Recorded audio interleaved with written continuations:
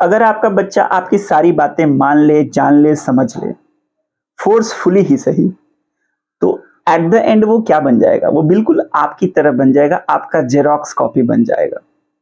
और आप इस जनरेशन के आउटडेटेड आदमी हैं। मतलब आपका जन्म अगर 80s में, 70s में या 90s में हुआ है और कोई बच्चा अभी 20s में 2020 में जन्मा है या 2024 में जन्मा है, तो वो बहुत ही एडवांस है।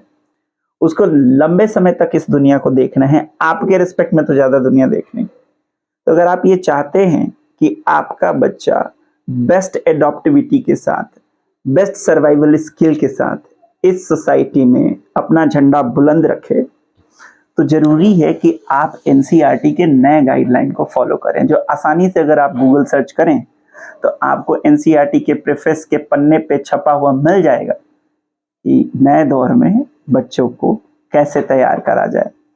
तो उसके सुझाव की अगर मानेंगे तो पहले बोलते हैं अपनी पहली लाइन में कि बुकिश लर्निंग जो होता है वो कंटिन्यूअस एक गैप क्रिएट कर रहा है होम, स्कूल एंड कम्युनिटी के बीच में।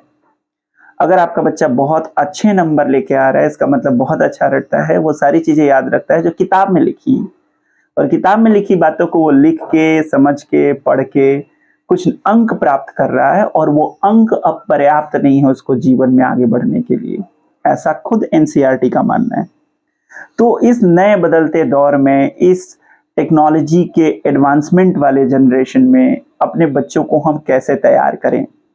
अगर आप नहीं ऐसा करते हैं तो इस रैट रेस में आप हार जाएंगे, आपका बच्चा हार जाएगा। तो बेहतर यही है कि इस पे बहुत सीरियस होकर ध्यान दें कि आने वाले टाइम के लिए अपने बच्चों को कैसे तैयार करना है। पहला सुझाव यही है कि बुकिश लर्निंग पे ही सिर्फ फोकस नहीं करना है, हमें बच्चों को इंकरेज करना है कि वो अपने लर्निंग स्टाइल को रिफ्लेक्ट करें। वो सुन के बढ़िया पढ़ते हैं कि वो देख के बढ़िया पढ़ते हैं कि वो कुछ करके बढ़िया समझते पढ़ते हैं। अगर कोई बच्चा सुनना पसंद करता है और सुन के सीखता है तो उसको बोल के बताइए। कोई बच्चा देख के अगर सीखता है तो उसके सामने विजुअल्स रखिए। अगर कोई बच्चा कुछ करके सीखता है तो उसके सामने डिफरेंट एक्टिविटीज करके दिखाइए या करने की इजाजत दीजिए। अगर आप बच्चों को उनके खुद की लर्निंग स्टाइल से नहीं पढ़ा रहे हैं तो बच्चा सिर्फ सारी बातें आपकी मान के मैक्सिमम वो आपकी तरह बन पाएगा, और आप खुद अपने आप को ज्यादा पसंद नहीं करते।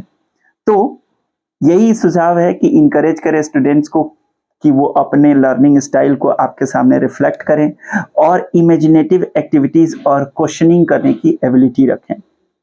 और एक जो बहुत ही बढ़िया बात लिखी गई है एनसीईआरटी टीम के थ्रू कि given space, time and freedom, children generate new knowledge by engaging with the information passed on to them by adults।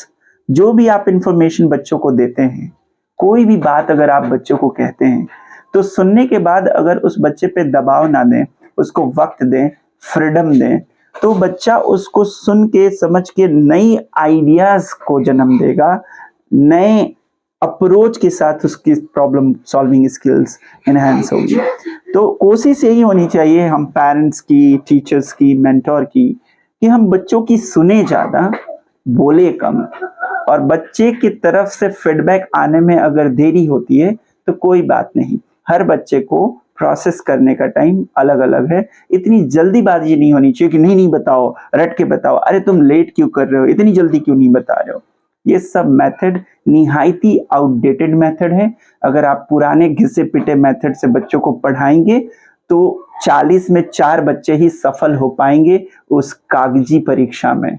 बाकी जिसको आप असफल करते हैं, जब उनको स्वतंत्र किया जाता है तो वो करके भी दिखा देते हैं कि मैं भी इतना नकारा नहीं था जितना स्कूल और घर वाले बोलते थे। मैं पवन सिंह, मेरी एक प्रयास है कि मैं एक ऐसी सोसाइटी बनाऊं जिसमें पेरेंट्स, टीचर, प्रिंसिपल सारे कंट्रीब्यूट करें और हम सब लोग मिलके नए जनरेशन को कैसे बेहतर बनाना है पे काम करें। तो आप कमेंट कर सकते हैं, आप अपने जीवन के अनुभवों से, और मुझे सुझाव दे सकते हैं कि कैसे, क्या क्या तरीके हमें अपनाने चाहिए ताकि एक न्यू वर्जन दे सकें अपने नए बच्चों को ट्रेन करने में। धन्यवाद। मैं पवन सिंह, कौशल्या क्लासेस से।